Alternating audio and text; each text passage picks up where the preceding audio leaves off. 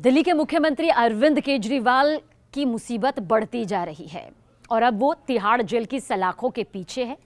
Number 2 यानी कि इंतजाम किया गया है वहां पर अब न्यायिक हिरासत में है। 15 अप्रैल तक न्यायिक हिरासत में अरविंद केजरीवाल हैं। लेकिन आज ईडी की तरफ से एक बड़ा दावा किया गया। दिल्ली शराब घोटाला मामला जिसे लेकर विजय नायर, अगर आपको याद होगा, विजय नायर की पहली गिरफ्तारी हुई थी। मामला बढ़ता गया, कई पेच खुलते गए, कुछ मामले सुलझते गए, तो बहुत सारे सवाल ऐसे हुए जो आखिरकार उठते चले गए और फिर आज दिल्ली की सियासत पर पूरे देश की निगाहें आकर टिक गई हैं। अरविंद केजरीवाल ने दरअसल ये कहा, ये ईडी का दावा है। ईडी ने जब अपनी दलील पेश की, ईडी की तरफ से जो वकील थे उन्होंने अपनी दलीलें पेश की, तो इसमें कहा यह गया कि अरविंद केजरीवाल ने इस मामले में कहा कि विजय नायर मुझे रिपोर्ट नहीं करता था। विजय नायर आतिशी और सौरभ भारद्वाज को रिपोर्ट करता था। यानी सीधे सीधे अरविंद केजरीवाल ने कह दिया इस दावे के मुताबिक कि विजय नायर का मुझसे कोई सीधा संपर्क नहीं था। अगर वो किसी को रिपोर्ट करता था तो वो थी आतिशी और सौरभ भारद्वाज। दोनों ही केजरीवाल सरकार में मंत्री हैं। आतिशी शिक्षा मंत्री हैं तो सौरभ भारद्वाज स्वास्थ्य मंत्रालय को संभालते हैं, दिल्ली के स्वास्थ्य मंत्री की भूमिका में हैं।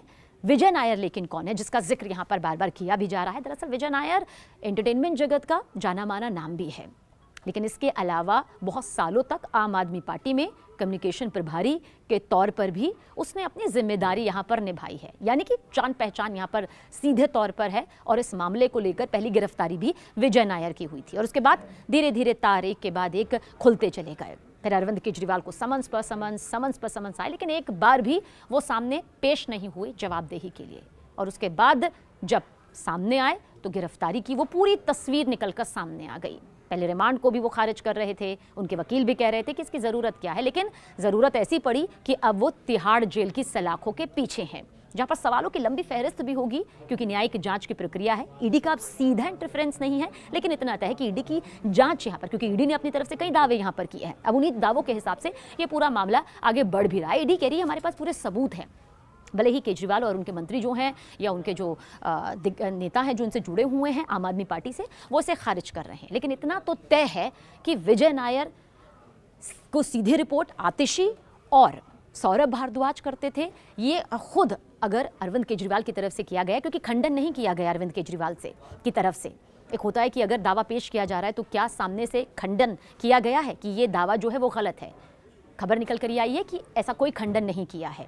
यानी कि अरविंद केजरीवाल को लेकर जो दावा ईडी की तरफ से किया गया है कि शिक्षा मंत्री आतिशी और स्वास्थ्य मंत्री सौरभ भारद्वाज को विजय नायर रिपोर्ट करता था, वो रिपोर्ट वहां जाती थी, मेरे साथ कोई संपर्क नहीं था।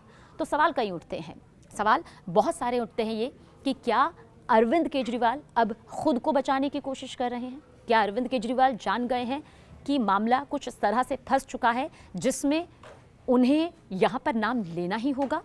और अगर लिया गया है आतिशी का और सौरभ भारद्वाज का, तो क्या ये सोच समझ कर लिया गया है?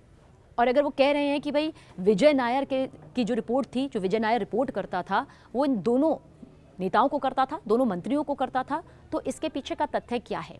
क्या इसे लेकर भी कोई सबूत है? सवालों के घेरे में जाहिर सी बात है अब आतिशी और सौरभ भारद्वाज दोनों आ चुके हैं। दोनों ने ही बढ़ चढ़कर बयानबाजी भी की है, साथ भी दिया है अरविंद केजरीवाल का। तो क्या ये साथ इसलिए दिया जा रहा था कि कहीं नाम ना आ जाए, कहीं वो भी इस दायरे में ना फंस जाए? अरविंद केजरीवाल ने अगर ये दो नाम इतनी लंबी पूछताछ में लिए हैं तो इसके मायने क्या है? क्योंकि ईडी ने ये भी कहा है कि अरविंद केजरीवाल जो है वो गोलमोल जवाब दे रहे थे, सीधे सीधे सवालों का जवाब उनके जरिए नहीं दिया गया। जो फहरिस्त उनसे सवालों को लेकर, दिल्ली शराब घोटाले को लेकर पूछी गई, उसमें वो जवाब सामने नहीं आया।